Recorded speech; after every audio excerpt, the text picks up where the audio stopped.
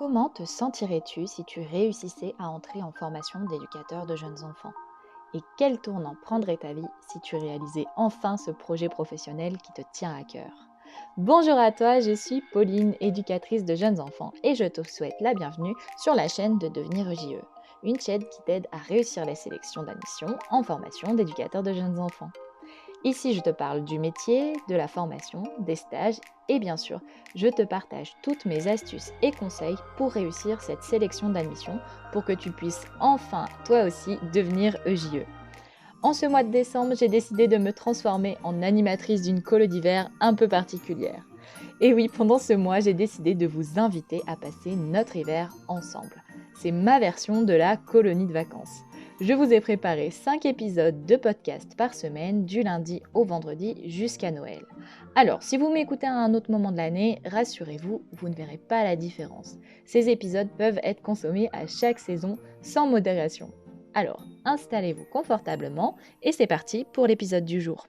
Avant de commencer, si tu souhaites réussir les sélections d'admission cette année, mais que tu as du mal à exprimer clairement ce qui te motive dans ce métier, j'ai quelque chose qui peut t'intéresser.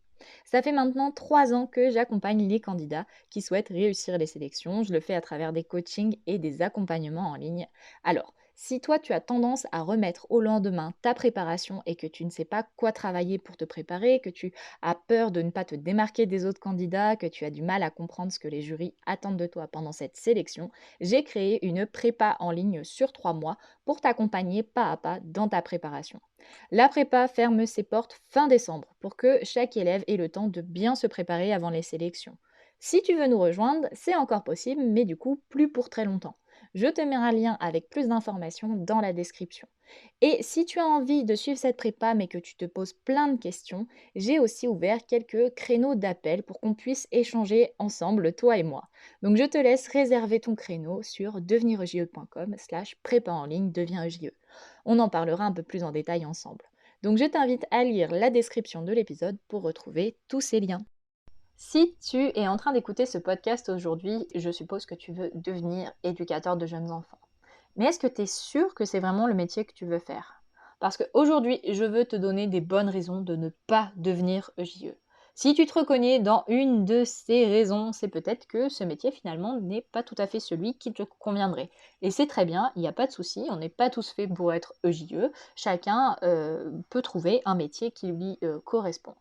Et forcément, je pense qu'il y a beaucoup de raisons de ne pas devenir EJE, mais je me suis limitée à 5 parce que j'avais un petit peu du mal à en trouver plus. Enfin, en tout cas, moi, je ne me sentais pas de dépeindre un tableau négatif de ce métier.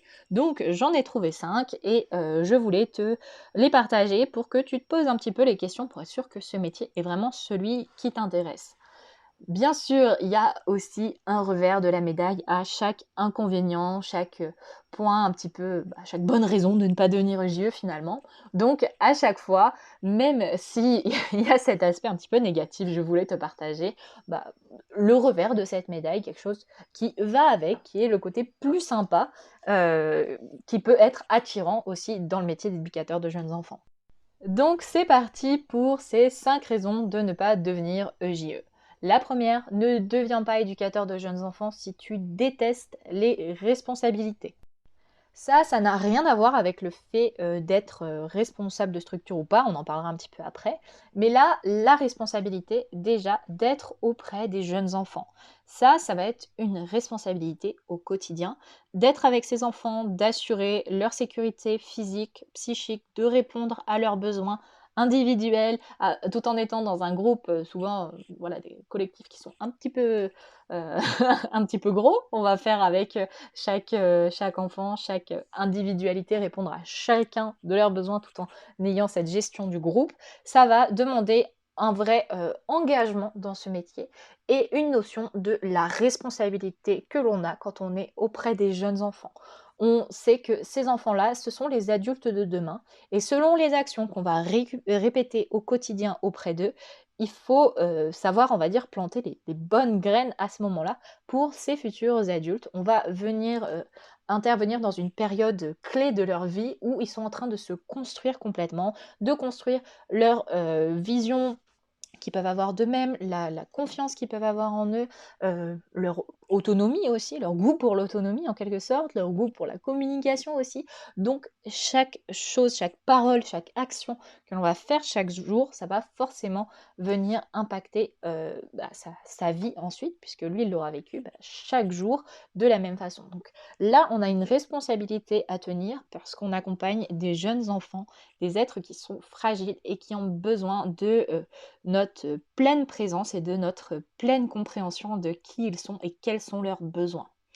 En plus de ça, en général, quand on est professionnel de la petite enfance, on développe certaines valeurs, une certaine vision du métier et forcément de ces responsabilités-là. Donc on ne pourra même pas se dire «Ah allez, c'est pas grave, je m'en fiche». On sait au fond de nous que peu importe ce qu'on va faire en se disant: «Je m'en fiche», ça aura un impact sur ces enfants-là. Donc on va être un petit peu en dissonance cognitive dans notre tête où on va se dire: «Je ne peux pas agir de telle façon alors que je sais que c'est cette façon-là qui est la plus adaptée à leurs besoins».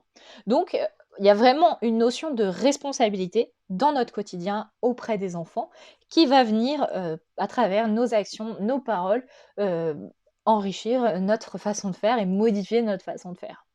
Alors, bien sûr, là, c'est sur un travail plutôt de terrain.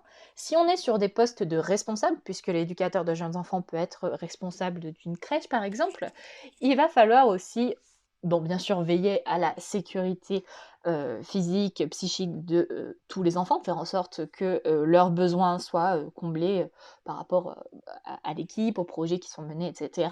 Mais il va falloir aussi assurer la sécurité de l'équipe qui travaille auprès des enfants et puis des parents quand ils viennent accompagner les enfants.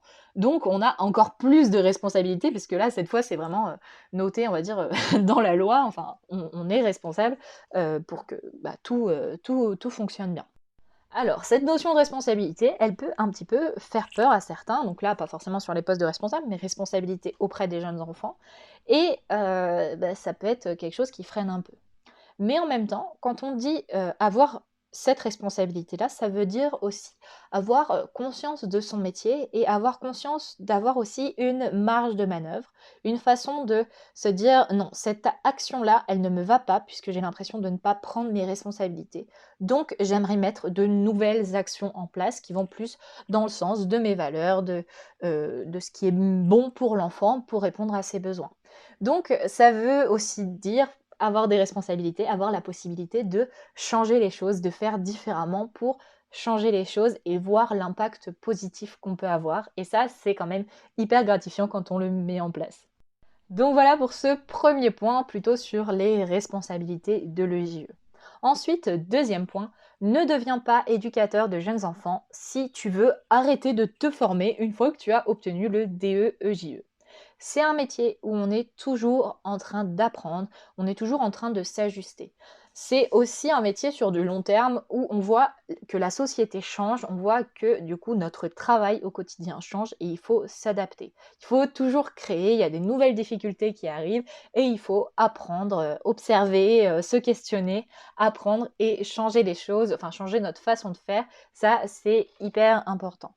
Donc, par exemple, ce qui s'est passé pour des EJE qui ont été diplômés il y a 30 ans, il y a 40 ans, c'est qu'il y a eu l'arrivée des neurosciences récemment, qui sont venus mettre des mots différents sur les actions qu'on faisait auprès des enfants et aussi une vision différente de l'enfant. Donc, a fallu un petit peu adapter sa pratique.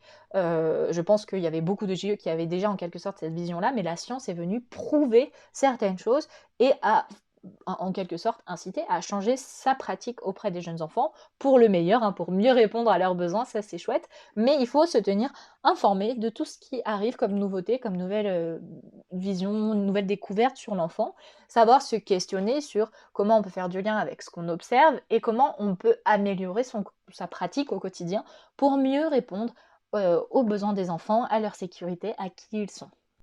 Et puis sinon sur là, je parlais d'il y a 30, des EJ diplômés il y a 30-40 ans, je sais que vous êtes peut-être pas, en train de vous projeter, EJE dans 30 ans, dans 40 ans, comment ça pourra être, personne ne sait comment sera l'avenir. Mais, si on regarde ce métier sur juste du beaucoup plus court terme, on rencontre toujours des situations qu'on n'a pas, forcément, vu avant, donc on ne sait pas forcément comment faire et il va falloir, être capable, d'observer, d'aller faire des recherches et d'adapter son quotidien sur du, très concret. Par exemple, j'ai déjà vu des EJE se questionner sur ça, c'est, un parent, qui emmenait régulièrement un enfant qui décède. Comment on gère ça? Comment on accompagne l'enfant? Comment on accompagne l'équipe? Ça va demander, de se questionner sur cette situation. C'est pas quelque chose qu'on a forcément vécu avant, donc on ne sait pas ce qu'il faut faire, ce qu'il ne faut pas faire. On va un petit peu se questionner, voir quelles sont les possibilités et mettre de nouvelles actions en place. Je sais que j'ai pris une situation qui n'est pas forcément très joyeuse, mais ça peut se passer sur plein d'autres exemples. Dans tous les cas, avec des enfants, on est toujours obligé de continuer à apprendre et de s'adapter. Donc finalement, ça c'est un petit peu le revers de la médaille, c'est que c'est quelque chose de très riche parce qu'on est toujours stimulé à apprendre dans ce métier parce que c'est un métier qui a du sens. On est avec des jeunes enfants et on est toujours amené à voir ce que eux nous apportent et comment on peut apprendre, développer, améliorer notre pratique pour mieux répondre à leurs besoins. Voilà un petit peu, ce point-là sur l'apprentissage, voilà, la formation en continu quand on a même une fois qu'on a obtenu le DEJE. Le troisième point, c'est ne deviens pas éducateur de jeunes enfants si tu veux gagner beaucoup d'argent. Si tu veux gagner plus de 3 000 € par mois, je dois te dire que ce ne sera pas avec le métier de JE, c'est comme ça. Par contre, c'est un métier qui évolue, le salaire aussi évolue. Par exemple, récemment, le métier a été reconnu comme catégorie A et non plus catégorie B dans la fonction publique. Donc, on voit quand même qu'il y a un petit peu une revalorisation de ce métier. Enfin, on voit que c'est un métier qui est important. Mais aujourd'hui, il y a d'autres métiers qui, avec 3 ans d'études, permettent de gagner plus d'argent. Donc si c'est quelque chose qui est important pour toi, il faut savoir que ce ne sera pas le cas ici. Mais par contre, le revers de cette médaille, c'est que ça reste un métier qui a du sens. C'est un métier où on sait pourquoi on fait les choses et quel impact on a sur les enfants ou les gens qui nous entourent. Je connais une personne qui a travaillé pendant 10 ans dans la vente. Finalement, je crois qu'elle n'avait même pas de diplôme dans la vente à la base. Et après ces 10 années, elle a voulu revenir à l'éducation parce qu'à la base, elle a fait une licence en sciences de l'éducation. Et elle voulait continuer à se former sur ça pour retrouver du sens dans son travail, pour revenir à un métier qui lui parle. Donc on a une identité professionnelle, on a des valeurs, on a des connaissances qui vont dans un sens. Et quand on a les moyens de le mettre en œuvre, tout ça, c'est un métier qui est hyper épanouissant.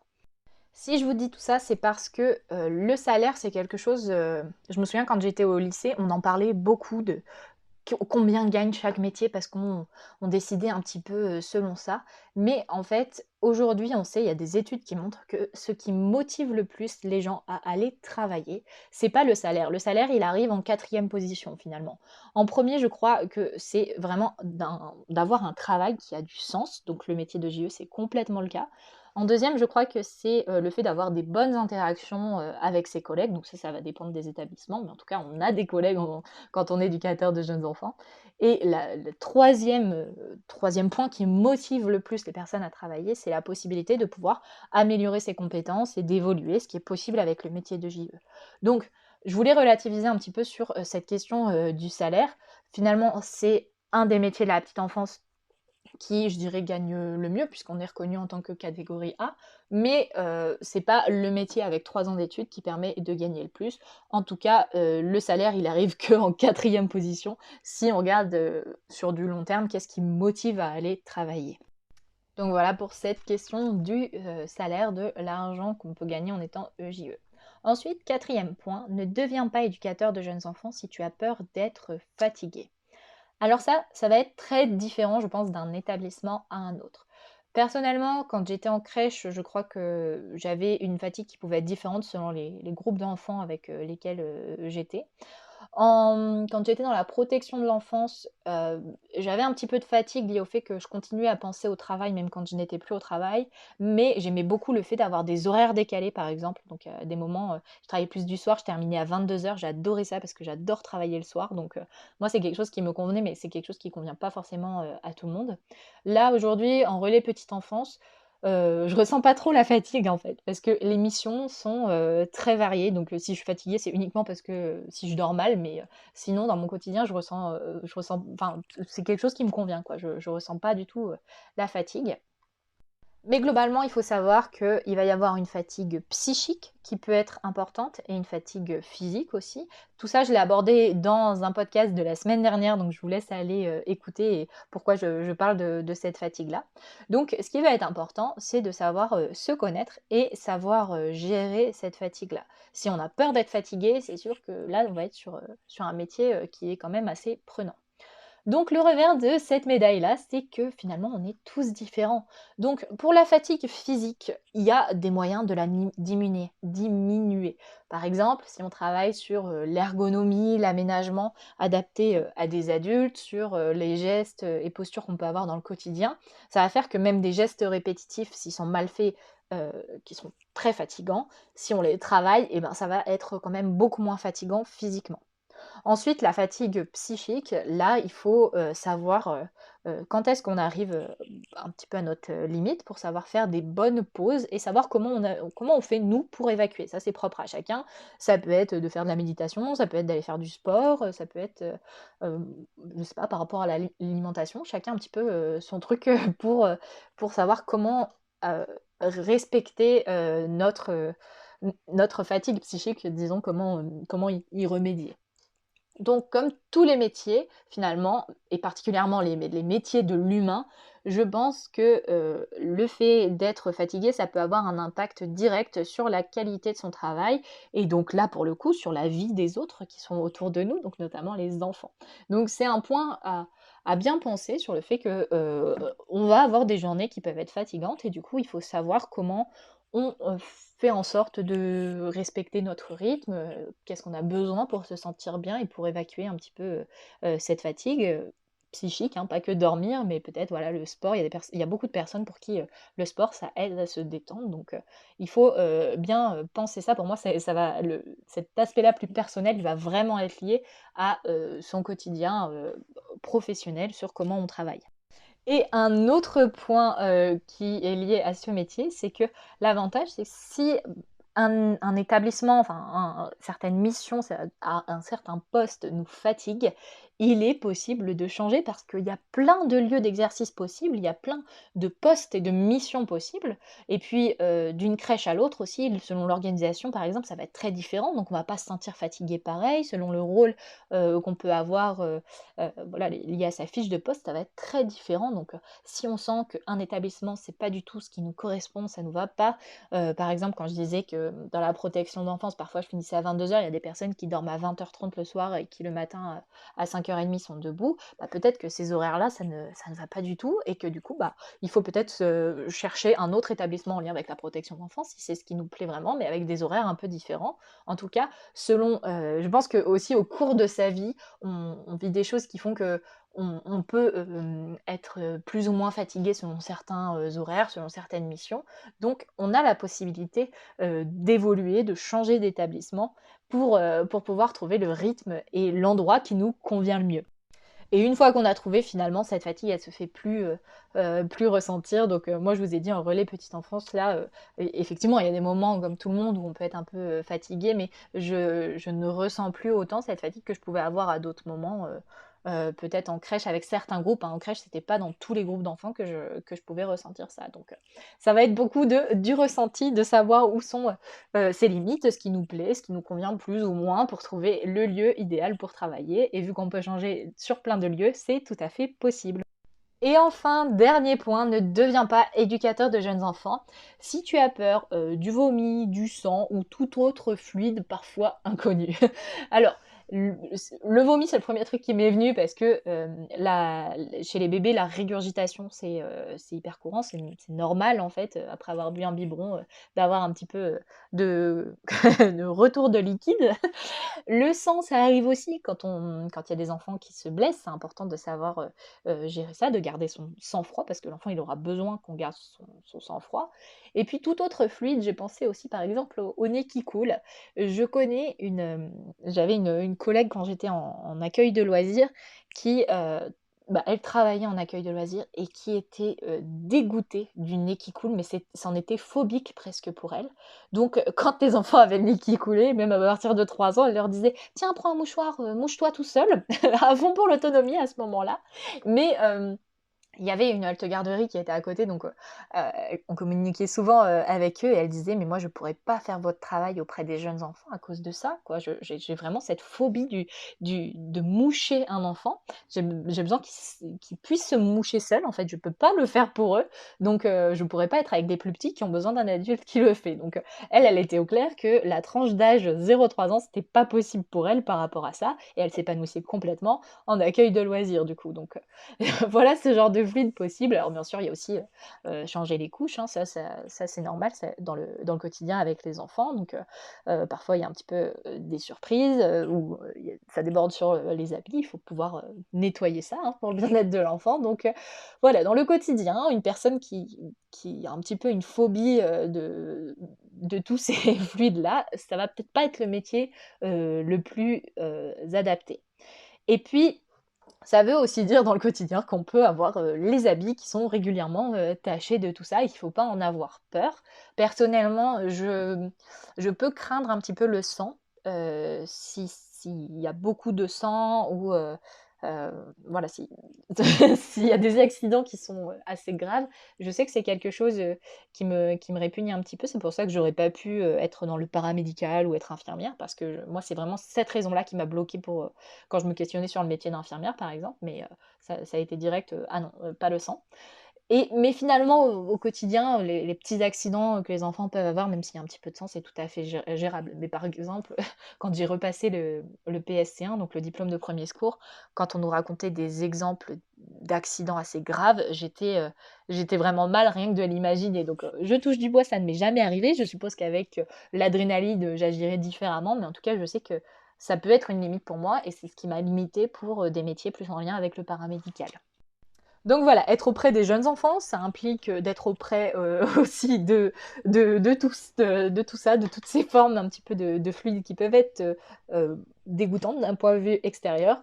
Mais ça veut aussi dire, revers de la médaille, qu'on est auprès des jeunes enfants pendant leur premier mois d'éveil, puisque c'est à ce moment-là qu'on le voit particulièrement. Donc on voit aussi toute leur évolution, comment on les aide à grandir, comment on stimule leur éveil. Donc c'est aussi tous ces moments-là plus de bonheur, puisqu'on voit, on a des observations certains jours de leur progrès et on se dit waouh, c'est trop beau.